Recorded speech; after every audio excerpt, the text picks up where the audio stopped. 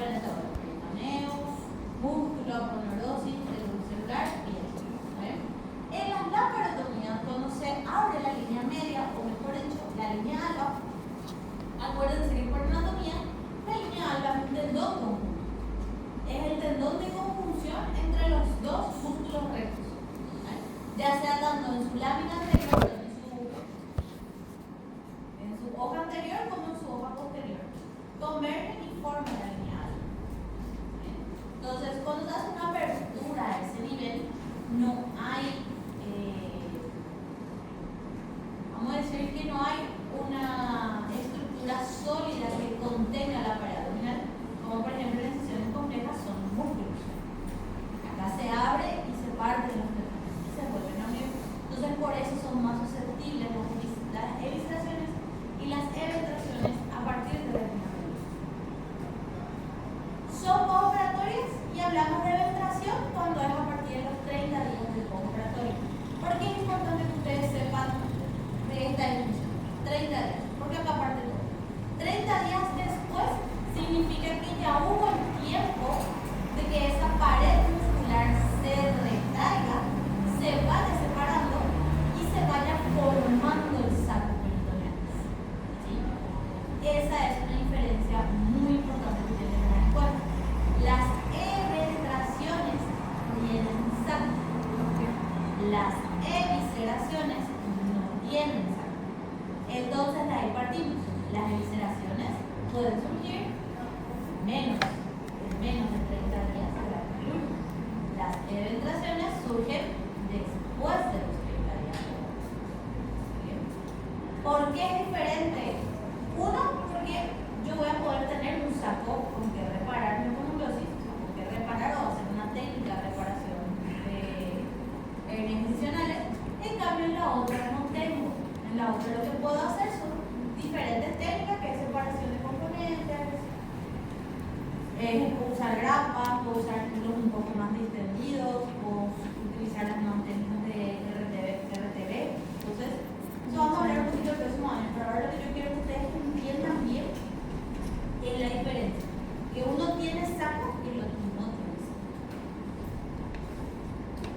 No hablemos de la piel porque hay evisceraciones que pueden estar tapadas por piel. Entonces, ocurre el predebilitamiento de la pared por defecto previamente adquirido, que es la apertura del abdomen, y tenemos factores desencadenantes como el aumento de la presión abdominal. Vuelve y juega. Hernias son causadas por aumento de presión abdominal. Adelante. Ya sean las que no tienen defecto adquirido como las que tienen defecto adquirido. Esto es lo que desencadena absolutamente todo. Tenemos los factores predisponentes. Acá sí ya es una amplia gama porque estamos hablando de un paciente postquirúrgico. Un paciente que ya fue sometido a un estrés quirúrgico. Eso quiere decir que por el simple hecho de portar una patología aguda y llevar al acto quirúrgico, su catabolismo ya está acelerado. Sus reservas proteicas se consumen más rápido porque necesita mayor reparación intracelular y por tanto más profundo. Entonces tenemos factores relacionados con el paciente, factores relacionados al acto quirúrgico y factores relacionados a la propia enfermedad. Como relacionados al enfermo, edad y sexo es mucho más frecuente en varones mayores de 60 años. ¿Por qué? Vamos a decir que es por la pérdida de fibras musculares. Ustedes tienen que acordar lo siguiente: los hombres tienen más cantidad de fibras musculares que las mujeres, ¿sí? Pero la mujer casi se mantiene constante en el resto de su vida. Lo único que hace es tipo una hipotrofia. En cambio, el hombre, cuando pasa la edad juvenil, ellos sí sufren una atrofia importante. ¿Por qué? Porque van perdiendo masa muscular. Mayores de 60 años, entonces sería por todas las patologías que uno va teniendo, cardiopatías, enfermedades pulmonares, todo eso. La hipoproteinemia, muy importante en el paciente operado, por lo que le acabé de hablar, catabolismo acelerado. Hipovitaminosis, también lo mismo, consumo de vitaminas en exceso para reparación celular. Neoplasias malignas, todo paciente oncológico ya viene con hipoalbuminemia, hipovitaminosis e incluso compromiso de la pared abdominal por el tumor. O sea, el paciente oncológico es un paciente complejo. No es un paciente que ustedes van a ver sanito por ahí caminando o corriendo, y ya es un paciente con déficit. Anemia y hipovolemia. La hipovolemia es el paso inicial a la vasoconstricción generalizada, lo que conduce a cierto grado de necrosis, y más todavía cuando se relaciona con el abdomen, ya sea dentro o por fuera del abdomen. Cuando tenemos hipovolemia, la circulación se redistribuye hacia el corazón y el cerebro y los pulmones. Esos son los órganos que deben estar siempre perfundidos. En cambio, empieza a sufrir y no los riñones, la piel, por tanto, la irrigación muscular. ¿Sí? Entonces, un paciente con hipovolemia es muy probable que o tenga un grado de necrosis o tenga un cierto grado de debilidad en la pared por hipoperfusión. La anemia es lo mismo, solamente que acá no tenemos déficit de volumen, o sea, sí hay déficit de volumen, pero tenemos más déficit por glóbulos rojos. La obesidad, como ya les expliqué la clase pasada, es por infiltración grasa de la aponeurosis causada por la obesidad, ya sea tanto supraponeurótica como intraponeurótica. Diabetes mellitus es una enfermedad que causa una vasculopatía periférica, también relacionado con los vasos. El uso de corticoides causa una inmunosupresión causada por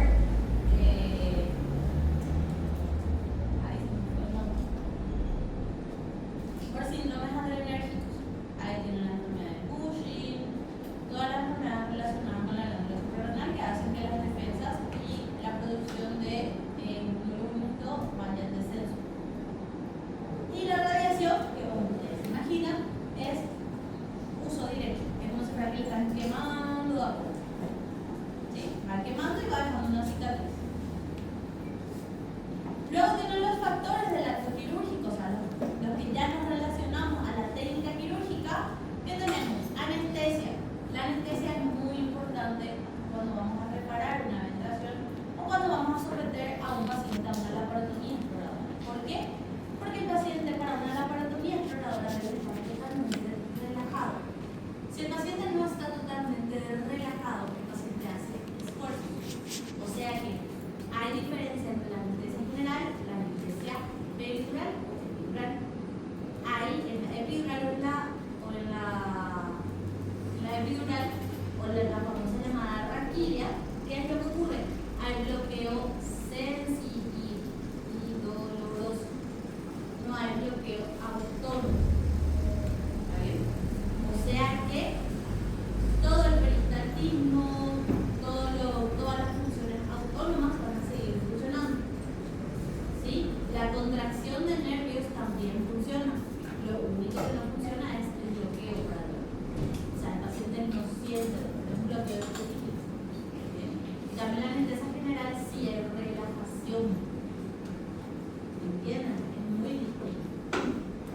Es más fácil cerrar una laparotomía exploradora con una anestesia general que con una anestesia raquídea, porque el paciente puede toser ahí mismo en la mesa quirúrgica y puede causar una ruptura de planos musculares. La incisión, como ya les hablé, es más frecuente, las que son incisiones simples, o sea, incisión sobre apertura de tendón común.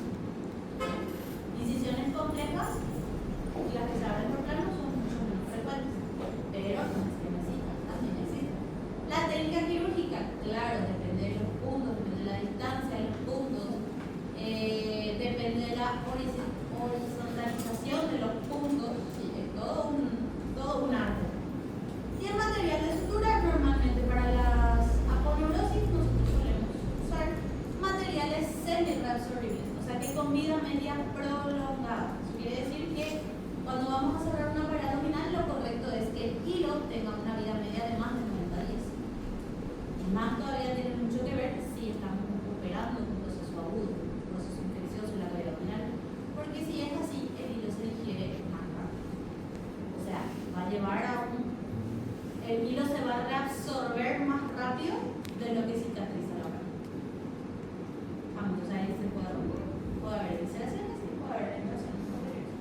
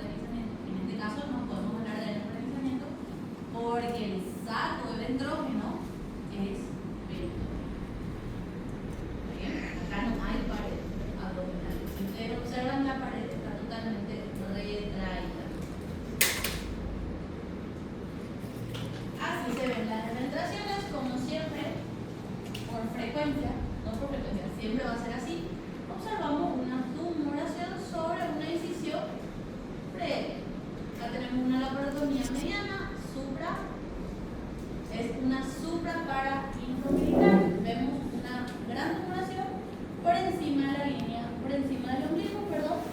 Y lo que acá hay que tener en cuenta es cuánto es el anillo de la tumoración para ver la clasificación. En la de abajo tenemos la famosa cicatriz en saca-bocado, aunque no es una boca de horno porque la boca de horno suele ser más. De acá a acá. Esta, por ejemplo, puede ser una conversión de una laparotomía mediana a una incisión de codo. Esta es una incisión simple y esta es una incisión completa. ¿Sí? Esto se abre por planos. Esto se abre directamente sobre el tendón. Esto no vamos a mirar, no va a corresponder el próximo año. Esto tampoco. Y hay que saber cuando una ventración no está complicada y cuando una ventración está complicada. La ventración se complica de igual manera que las hernias. O se estrangula o tenemos obstrucciones intestinales. Lo mismo, el contenido dentro de la visceración puede ser reductible completamente, aunque la mayoría de las veces no son porque son suficientemente grandes y no se llegan a reducir, se quedan totalmente pegadas al saco. ¿Sí? La podemos volver a ingresar, pero automáticamente salen. Entonces, las eventraciones se complican o con estrangulamiento o con obstrucciones intestinales. ¿Está bien?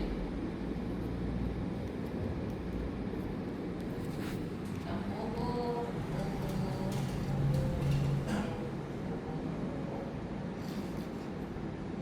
Y ya hablando propiamente de la visceración. La visceración es la protrusión de una víscera por una discencia de los planos aponeuróticos. ¿Sí? Acá ya no hablamos de cicatrización ni nada de eso. Acá hablamos que los planos musculares están separados. ¿Sí? Esto no ocurre en el tiempo. O sea, esto no es un desgaste del tiempo como por ejemplo suele ser en las infiltraciones. Esto normalmente es en el postoperatorio del paciente. Son luego una laparotomía hasta los 30 días. Tienen los mismos factores desencadenantes y predisponentes que las eventraciones. Y el diagnóstico es el examen físico. ¿En dónde está la diferencia del diagnóstico? En saber diferenciar qué grado de discencia hay en la penetración, pero en la visceración. Y tenemos la primera discencia. Discencia significa separación, ruptura, ¿sí? De discencia. Pérdida de solución de continuidad, de discencia. La discencia superficial es una complicación tardía de poca importancia y comprende solamente a la separación de los bordes de la herida. ¿Quién no vio o alguna vez escuchó a algún familiar que se operó y les termina diciendo, pero mi herida nunca se cerró? Se ve todavía un poquito abierta y ya hace mucho tiempo que no me operé. ¿Sí? No es que nosotros tenemos una dehiscencia del plano aponeurótico, sino lo que tenemos es esa dehiscencia de los bordes de la herida. ¿Está bien? O sea, abajo está cerrado y arriba está abierto. ¿Sí? ¿En qué caso nosotros los cirujanos solemos predisponer a la dehiscencia de planos superficiales? Cuando tenemos infecciones en el sitio quirúrgico. Cuando tenemos infecciones en el sitio quirúrgico, nosotros normalmente abrimos toda la herida, drenamos el líquido purulento y dependiendo de qué tan contaminado está, lo dejamos abierto y que cure por la famosa segunda intención. O en algunos casos donde vemos que podemos manejar esa infección, hacemos lavado continuo de esa herida. Después de un tiempo, cuando ya tiene un buen tejido de granulación, cuando está bien viable, ya no tenemos infección ahí adentro, ni signos inflamatorios locales, como por ejemplo la celulitis, ¿sí? Ahí solemos cerrar. Solemos afrontar esos planos y dejamos para un cierre por tercera intención. Ni siquiera segunda, es tercera intención. ¿Está bien? Y eso es predisponer a la discencia superficial. ¿Está bien? Pero lo más común es que justamente se hace, como les estoy explicando, pacientes que se hayan operado y no tengan. Se tarda un poco más en cerrar esa parte de la piel que por dentro. Luego tenemos la discencia de los planos profundos. Y acá hay que saber dos cosas.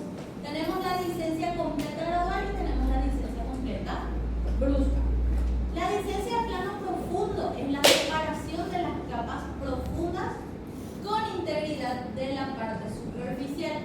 Esto es lo que normalmente ver en la evolución de la orientación. ¿Sí?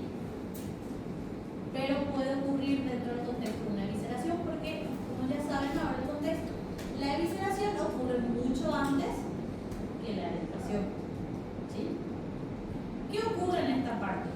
El plano muscular, o sea, esas fascias aponeuróticas, se van separando. ¿Bien? Y acá tenemos un dato importante. Se puede separar de forma brusca o se puede separar de forma gradual, o sea, de a poquito, teniendo siempre la integridad de la piel. Bien. Acá hay dos diferencias nada más. Una tiene sintomatología y la otra no tiene sintomatología previa.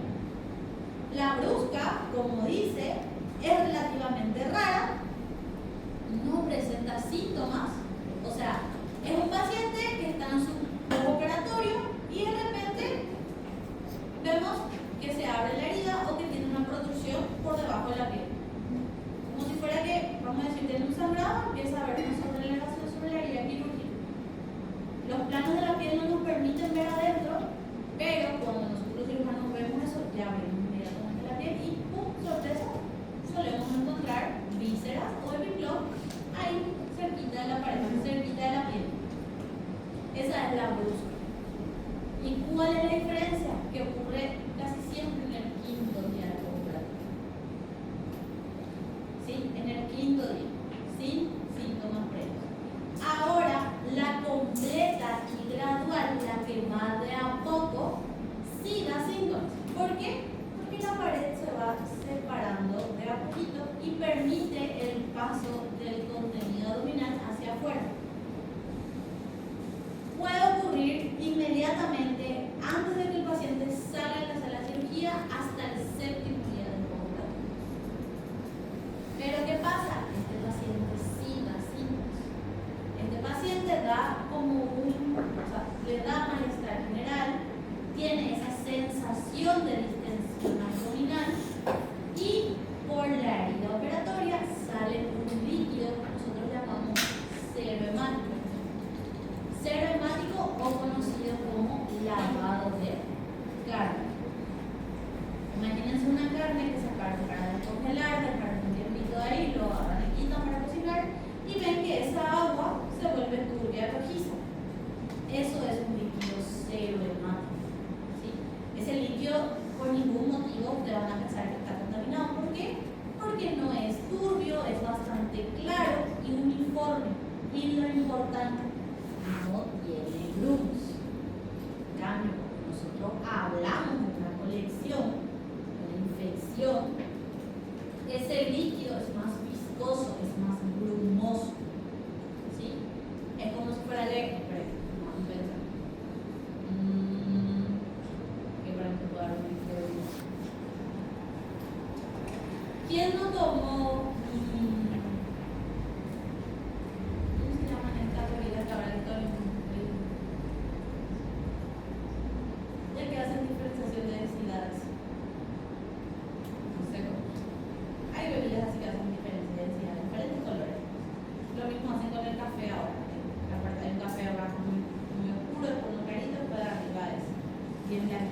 Hay diferencia de densidades. Y si ustedes ven, el café que está más bajo es más denso.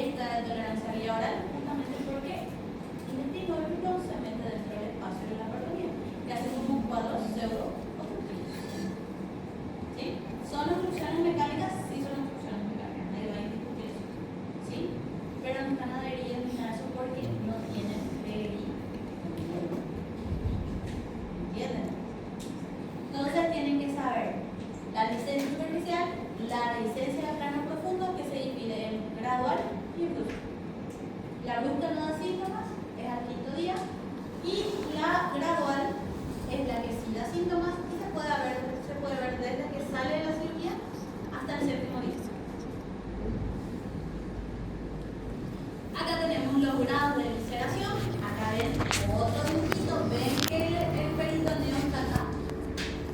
¿Ven? No le arrastra la imagen con el peritoneo. ¿Sí?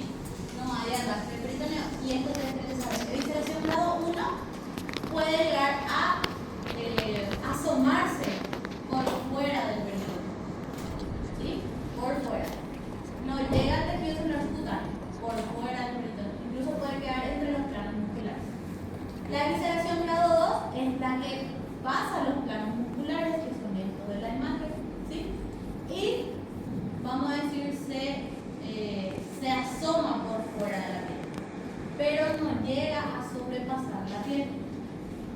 Y la del grado 3, como ustedes ven, ya absolutamente está fuera, ¿sí? Sobrepasa la piel. Vamos, vuelve y juega. Penetraciones tenemos 4 grados. Evisceraciones tenemos 3 grados. Eventraciones tenemos peritoneo y adherencias. Evisceraciones no tenemos peritoneo, no tenemos adherencias. ¿Sí? Ahí tenemos en una misma herida 2 grados de evisceración. Tenemos una evisceración grado 2, ¿sí? Y tenemos una evisceración grado 3. ¿Está bien? Y esta sí es una evisceración completa, un grado 3. Y si ustedes ven, este sí que es lavado de carne. Parece sangre, pero más diluida. ¿Sí? Así son normalmente las. Esto es lo que normalmente nosotros vemos en los primeros días operatorios. Y esto es lo que vemos después al quinto día, más o menos se asoman así. Y esto es súper peligroso. Esto que vemos acá. Esto es un hilo de sutura. Y esto funciona como una guillotina. ¿Por qué? Porque la cinta intestinal se mueve y el hilo está ahí. Entonces, rosa, poder perforar la cinta intestinal. No debemos confundir los conceptos de eventración y evisceración. La primera es una distensión progresiva de la cicatriz en semanas, meses o incluso años. Esto también es cierto, las eventraciones pueden aparecer incluso después de años de postoperatorio. Vamos a ver un ejemplo, pero muy clásico. Mujeres sometidas a cesáreas, ¿sí? Vamos a decir que tuvo 2 cesáreas, peor todavía, 2. Subió de peso, envejeció, dejó de hacer actividad física o, vamos a decir, nunca logró realizar actividades físicas, aumentó su presión abdominal. Entonces esa cicatriz que quedó, que ya estaba totalmente cicatrizada, va cediendo con el tiempo, se va formando la preparación. ¿Sí? La eventración puede ocurrir incluso hasta años después de la cirugía. Todo depende de los factores del paciente que hacen que disminuya la resistencia de la pared y otros que aumenten la presión abdominal.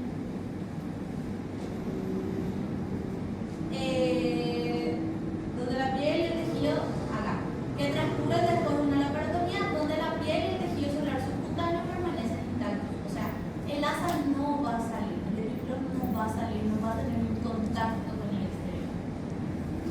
¿Sí? En cambio, las evisceraciones sí.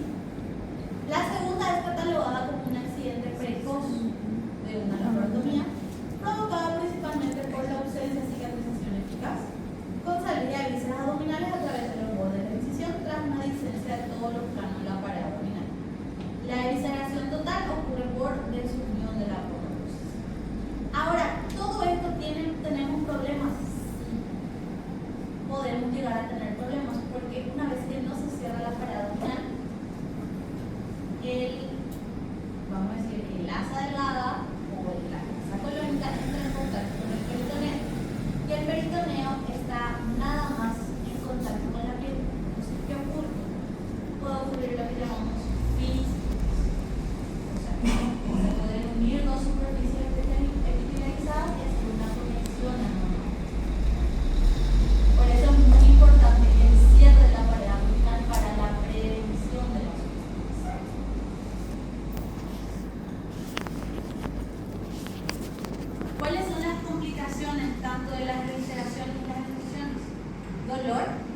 sección de los paquetes vasculares y paresthesias, que esto por ejemplo sería más las reparaciones de estas dos patologías.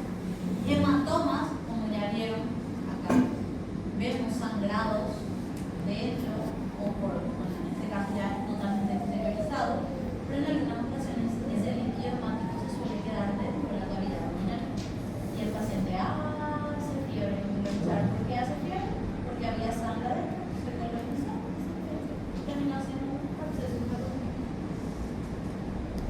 Seromas, justamente es ese líquido en lavado de carne que solemos ver, ¿sí? El seroma en realidad es más clarito, más un amarillito clarito, vamos a decir. El absceso, lo que le acabé de describir, y las recidivas. Las recidivas es en el concepto de que postoperado de la parotomía hacen sus penetraciones, se les opera y puede volver a recidir. ¿Por qué? ¿Por qué recidivan las hernias? ¿Por qué recidivan las penetraciones? Porque no se trataron adecuadamente los factores que predisponen al aumento de la presión intraabdominal y los factores que predisponen a las malas hernias. Por eso reciben las hernias. ¿Sí? Hay hernias que sí o sí hay que colocar mal. ¿Cuál es el ejemplo que más sugiere la colocación de mallas? Las evisceraciones. ¿Por qué? Por la retracción del aparato. Otras hernias, las evisceraciones, las evisceraciones se pueden tratar todavía con la paroral. Otro tipo de hernia,